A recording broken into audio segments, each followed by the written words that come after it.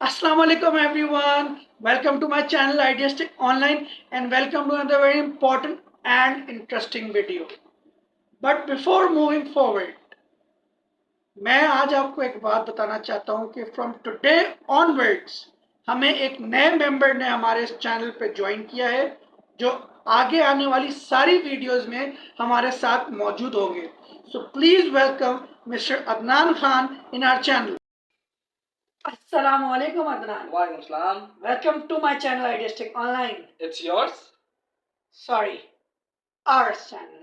उम्मीद करता हूँ हमारा ये साथ YouTube में एक नई हिस्ट्री क्रिएट करेगा. इंशाल्लाह. तो कैसे हैं आप? मैं ठीक हूँ. आप कैसे हैं? अल्हम्दुलिल्लाह, all going good. माशाल्लाह. आपकी वीडियोस कैसे चल रही हैं? All going good by the will of Allah. इंशाल्लाह आगे आने वाले वक्तों में भी हम अपने सब सब्सक्राइबर्स के लिए ऐसी ही वीडियोस बनाते रहेंगे. इंशाल्लाह. So अदनान, अपने बारे में हमारे सब्सक्राइबर्स को थोड़ा इंट्रोडक्शन तो दें. बिल्कुल. देखिए, मैं एक नॉर्मल सैलरीड इंडिविजुअल हूँ. मैं बाय प्रोफेशन मैं एक बैंकर हूँ. मैंने अपना करियर का आगाज़ फेडरल बैंक से किया था 2018 में और मैं आज तक बैंक में ही काम कर रहा हूँ. बट लेकिन एक इंटरेस्टिंग फैक्ट ये है कि मैंने बैंक स्विच कर लिया था 2020 में और मैं करंटली अभी मेट्रोपॉलिटन में काम कर रहा हूँ as a AML analyst. Great. ये वही है जो आप सवेरी बैंक में थे. इससे पहले अगर आप मेरा एजुकेशनल बैकग्राउंड जानना चाहते हैं तो बिल्कुल मैं आपको बताना चाहता हूँ. मैंने 2014 में अपना बैचलर्स किया था अकाउंटिंग. अपना बैचलर स्टार्ट किया था अकाउंटिंग एंड फाइनेंस में. कहाँ से? सीबीएम से. ये शायद आपने सुना होगा. Guys, I am also from CBM और हमारी दोस्ती वहीं से स्टार्ट हुई. जब ही लग रहा है हमारा सीबीएम का ग्राफ नीचे जा रहा है. एग्जैक्टली. हमारे छोड़ने के बाद. उसके बाद 2018 में अपना बैचलर्स मैंने कंप्लीट किया और वहीं से मैंने फिर मास्टर्स कंटिन्यू कर लिया था. और by the grace of God in between my masters I got an opportunity to work in a facility bank. तो ये मेरा छोटा सा इंट्रोडक्शन है.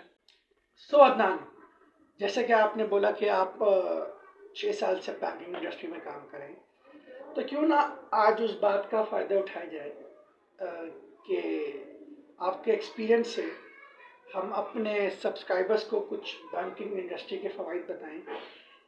जैसे आप इस क्राइसिस वाली इकॉनमी जो कि स्पेशली पाकिस्तान की इकॉनमी है, उसमें बैंकिंग सेक्टर का क्या रोल समझते हो, क्या इम्पोर्टेंस है उस बैंकिंग सेक्टर के रोल की इस करंट पाकिस्तानी इकॉनमी में? देखिए, सबसे पहले तो मैं आप लोग को खुशामदीद कहता हूँ और थैंक यू. मैं इस चीज़ में आप लोग कहता हूँ कि बैंकिंग सेक्टर सिर्फ पाकिस्तानी इकॉनमी में नहीं, दुनिया की कोई सी भी इकॉनमी हो उसमें बैंकिंग सेक्टर का एक पिवटल रोल होता है. मेरा क्वेश्चन का मतलब ये है कि स्ट्रॉन्ग इकोनॉमी में नहीं, एज इन समझ लें आप क्वेश्चन को दोबारा कि एक वीक इकोनॉमी में बैंकिंग सेक्टर के क्या रोल होता है. वीक इकोनॉमी हो या स्ट्रॉन्ग इकोनॉमी हो, बैंकिंग का मकसद क्या है? आपकी ट्रांजैक्शन स्मूथली करना.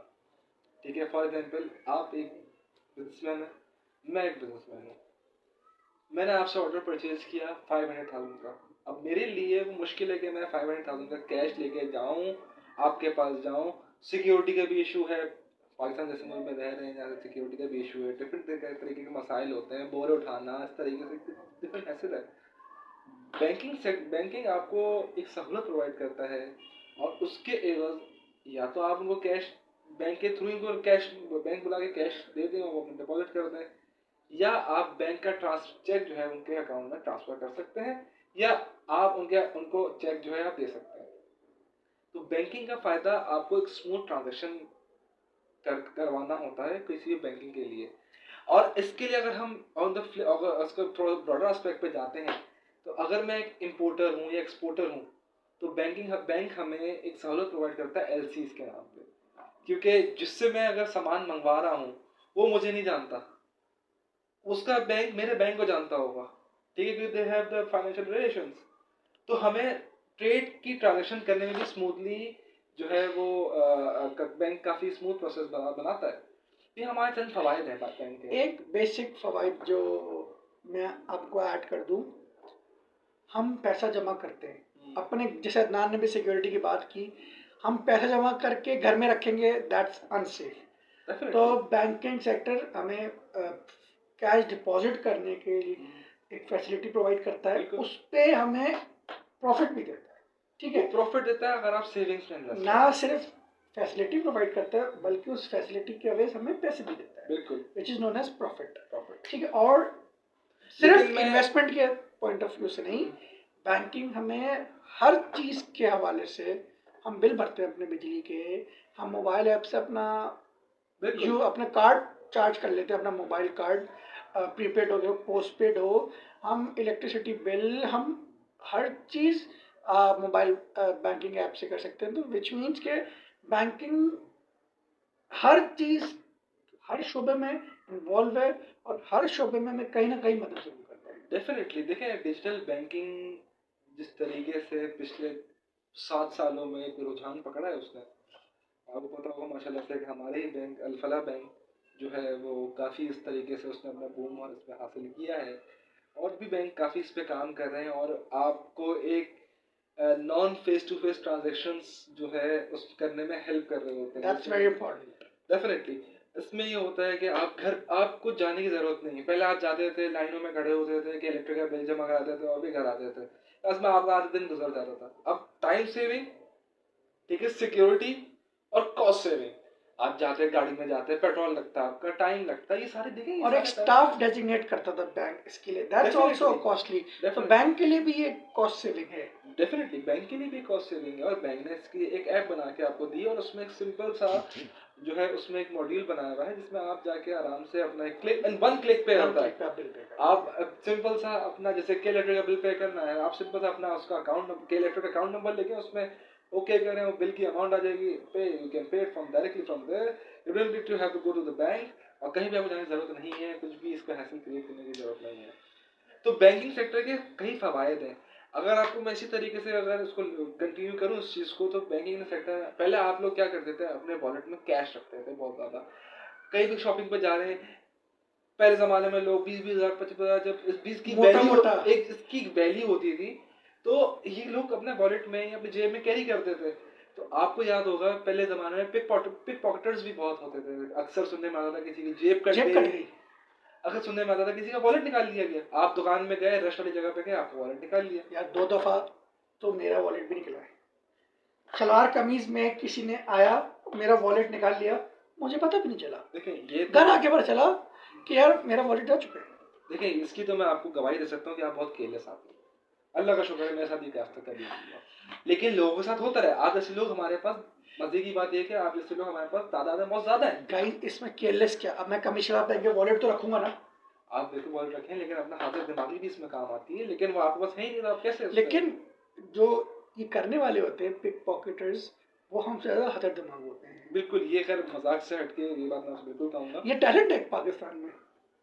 मैं पाकिस्तान की बात नहीं करता, मैं कहता हूँ हर जगह ऐसे ऐसे लोग आपके मौजूद होते हैं जो कि एक अपने एक पेशे में, भले वो सही हो गलत हो, उसमें एक हुनर अपना एक महारत अपने अंदर रखते हैं।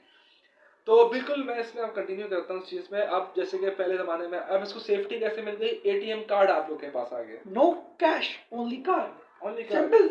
और काफ़ी जगहों पे अब मैं मोस्ट लाइकली 80% जगहों पे वो कार्ड जो है वो चल रहा होता है। लेकिन एक इशू है ना जो कि मैं शेयर करना चाहता हूँ, होपफुली ये आप लोग के साथ भी होता होगा, मेरे साथ तो बहुत दफ़ा हुआ यार। अब मुझे मैं अब इस पे ना बड़ा गुस्सा भी आता है और चिढ़ भी होती है कि दुनिया स्कैन पे पहुंच गई।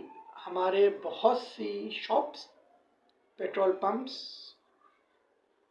पे पॉस मशीन जो होती है, जो कार्ड चार्ज करने वाली मशीन जिसको हम कहते हैं, वो नहीं अवेलेबल है। Still everyone is forced to have a cash and forced to give a cash.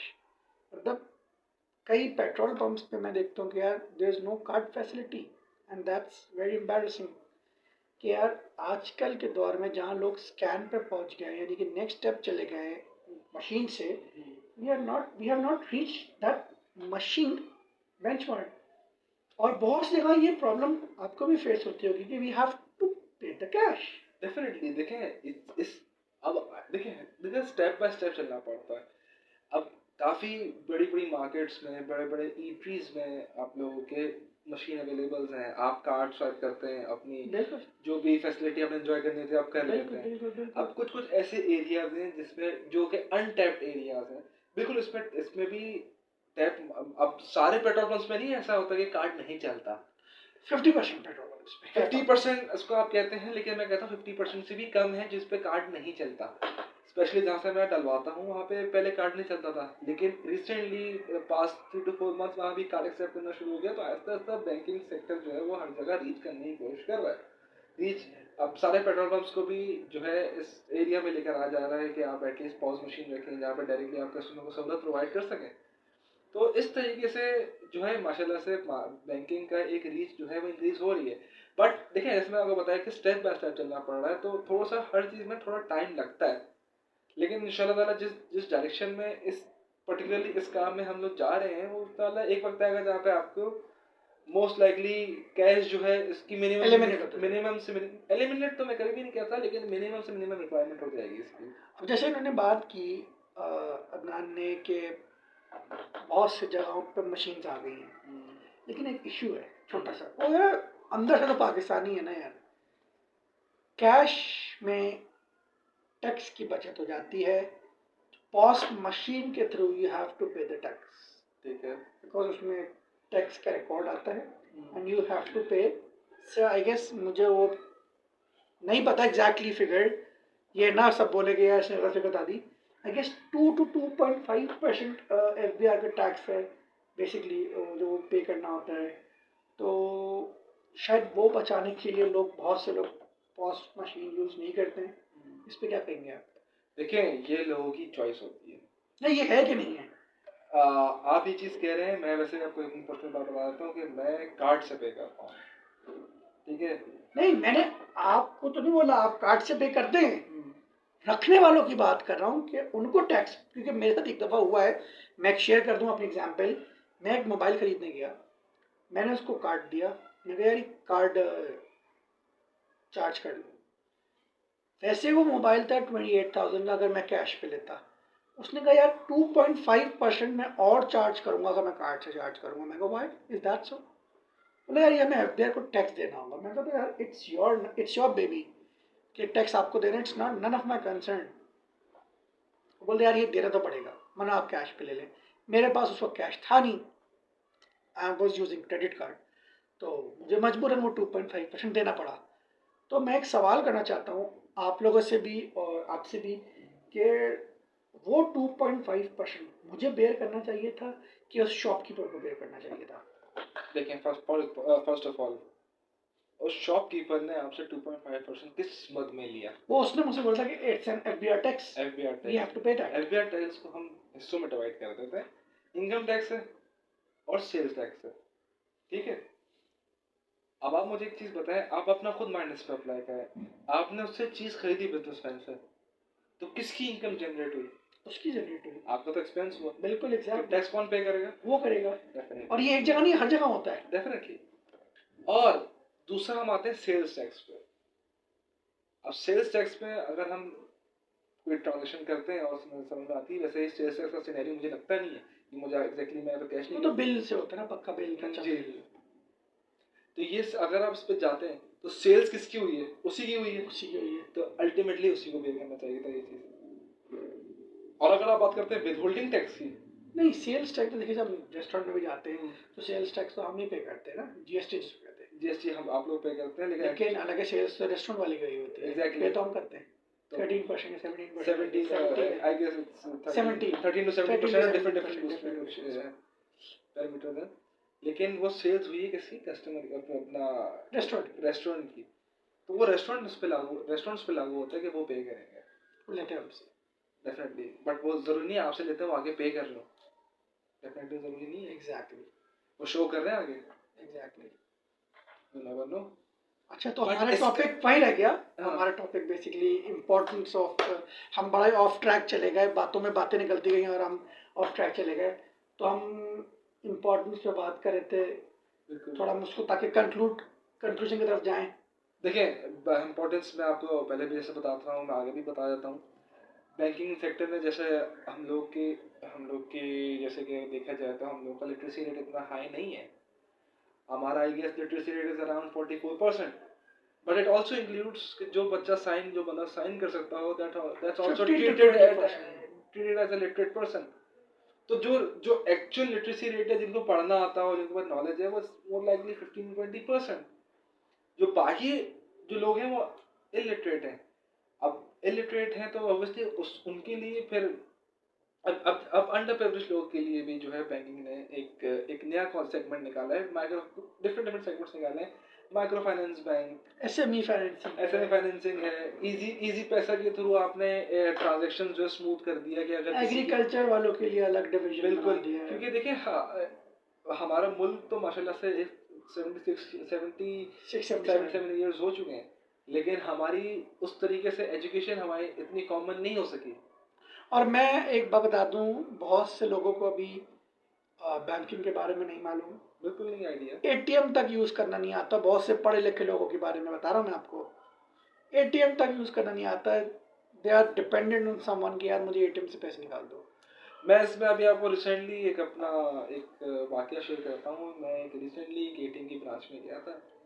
I was waiting for my turn, मैं बाहर खड़ा हुआ था, तो एक अंकल बेचारे he was around most likely around 60-65 पे होंगे।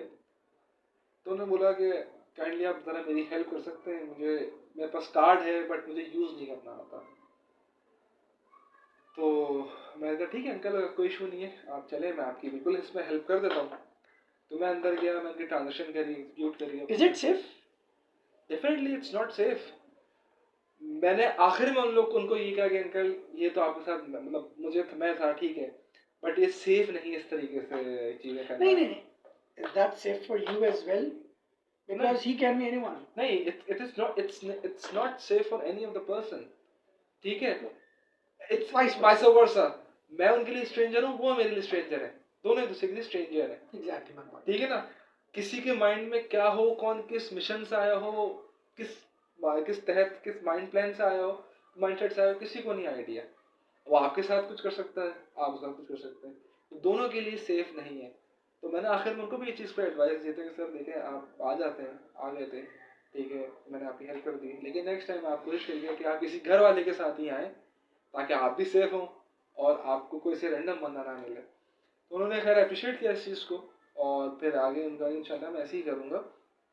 Coming back to the point कि बैंकिंग सेक्टर, देखिए बैंकिंग सेक्टर ने काफ़ी जो है वो मार्केट को टैप करने की कोशिश करी हुई। काफ़ी अंडर प्रिविलेज्ड एरियाज़ हैं जहाँ पे माइक्रो फाइनेंस बैंक्स को जो है वो उन पे लागू किया गया है कि आप इनको टैप करें, इनको समझाएं, इनकी ट्रांजेक्शन ईजी बना सकें। आपको आइडिया होगा थोड़ा मतलब काफ़ी टाइम पहले एक 5 लाख से कम ट्रांजेक्शन के लिए एक अकाउंट इंट्रोड्यूस किया गया था, जो कि हमारे जो बेचारे मुलाजमी जो अंडर प्रिविलेज्ड लोग हैं उन लोगों के लिए एक बैंक ने एक अकाउंट इंट्रोड्यूस किया था, जिसको हम कहते थे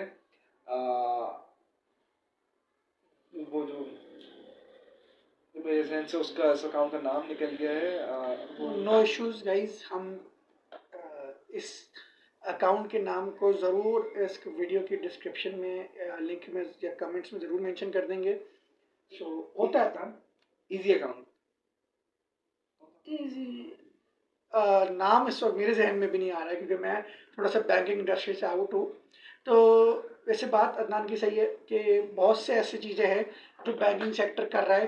तो अदनान मेरे ख्याल से हम आज थोड़ा सा कट शॉट यहाँ करते हैं, बिल्कुल ठीक है, क्योंकि ये टॉपिक तो फिर ये है कि इस पर हम 4 घंटे क्या सुबह तक बोलते रहे, ये खत्म नहीं होने वाला टॉपिक। बिल्कुल, क्योंकि आपका भी वही पेशा रह चुका है पहले, मेरा भी बिल्कुल पेशा एग्जैक्टली, और यही पेशा एक है जो बहुत ज़्यादा हमारी गवर्नमेंट को कमा के भी देता है। बिल्कुल और एग्जैक्टली, बैंक इसी पे टैक्सेस भी ज़्यादातर कलेक्ट कर लेता है, क्योंकि डॉक्यूमेंट इकोनॉमी आ और जाता है। हम चाहते भी यही हैं कि हमारा मकसद भी यही है कि जो हमारे सब्सक्राइबर्स और व्यूअर्स हैं उनको हम बैंकिंग के हवाले से छोटी छोटी चीज़ें वो एक्सप्लेन करें, उनको समझाएं, उसकी इम्पोर्टेंस बताएं, और वो किस तरह काम में बैंकिंग को इस्तेमाल करके अपनी लाइफ को ईजी बना सकते हैं।